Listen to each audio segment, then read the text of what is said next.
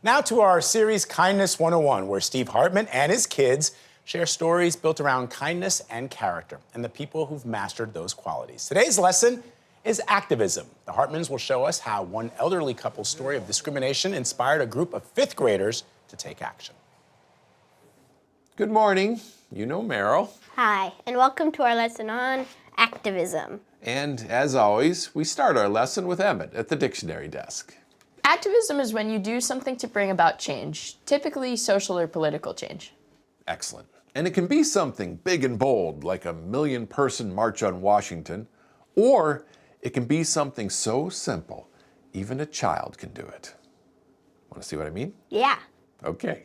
So let's turn now to our library of stories past for the best example I have of activism in action.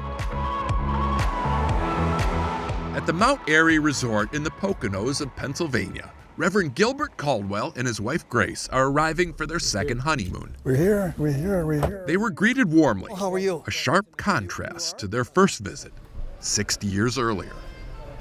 In 1957, they were married in North Carolina, then drove 8 hours, only to be turned back for being black. How did they put it? Did they give you a reason? First, they pretended I didn't have a reservation, where I actually brought a copy. And then, of course, they said, but if we said yes, our guests would be very unhappy. They had to stay at a black-owned hunting lodge instead. Men with these big guns. Not what you were planning on for your honeymoon? Not what we were planning on. Prodded partly by that experience, Gil immersed himself in the civil rights movement, working side by side with Martin Luther King Jr., which is how he ended up at Bear Tavern Elementary in Titusville, New Jersey. He told the honeymoon story, as he'd done 100 times before. But for whatever reason, this group of fifth graders really took it to heart. At the end of the story, I was like, that's just terrible. It was really heartbreaking. I feel like this is the worst thing that someone could do to someone. Even months after the Caldwells' visit, kids like Emily Eshelman were still this affected. You feel bad for them that they had to go through that? A ton. A ton? Which is why each fifth grader wrote a letter to Mount Airy. One said, "The Caldwells made me think about not only standing up for myself, but standing up for others and fixing mistakes that were made in the world." In closing, the kids requested an all-expense-paid honeymoon redo, which they got. It makes me feel really good inside because we know that even though we're just kids, we made an impact on the world. It was really magnificent to know that kids cared that much. Oh, the rug feels so nice. I should mention that the original Mount Airy was torn down years ago. What a beautiful place. This is a new building with new owners who were just so impressed with the kids, they wanted to help make it right. Maybe was this worth waiting 60 years for? Obviously, this does not make up for decades of racial injustice. But it's a step and a sign that we can get there.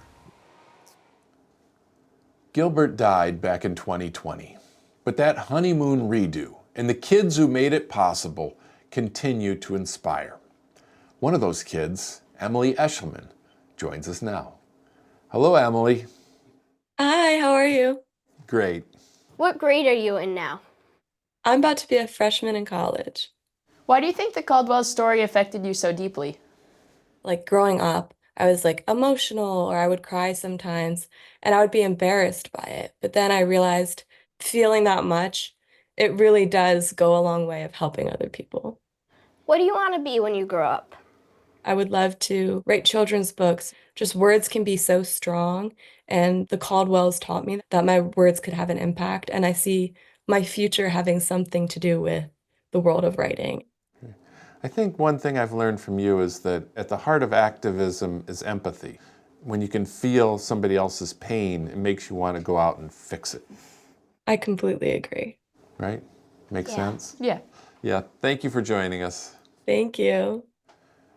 When Emily and her classmates wrote those letters, they had no idea what, if anything, would come from them. Activism doesn't guarantee results, but it does guarantee our democracy, especially when even the smallest voices are heard. We'll see you next time. And don't forget to stay kind.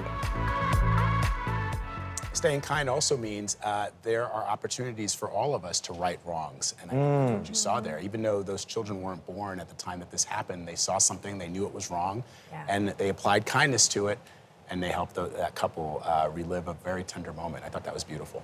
Gives me such hope, and to see the Caldwell so in love for all those years and to be able to revisit, you know, the hotel and relive the memories. It was really great. Empathy. Seeing those kids with their hearts so full of love, it just goes to show you that love and hate, unfortunately, are learned behaviors. Right. And the future of this country, of this world, depends on how we pour into the children. Yep. That's awesome. And the couple could have said, it's in the past, I just want to keep moving forward, but I thought that was such a beautiful sentiment. She walked in, she was like, wow. I love how the carpet feels. The carpet feels so good. Dude, we love this. Enjoying it. So, folks, wish your kids could see these lessons in school, then tell their teachers about kindness101.com. It's a new site for educators. Here, they can access all the Kindness 101 videos and professional lesson plans to accompany them.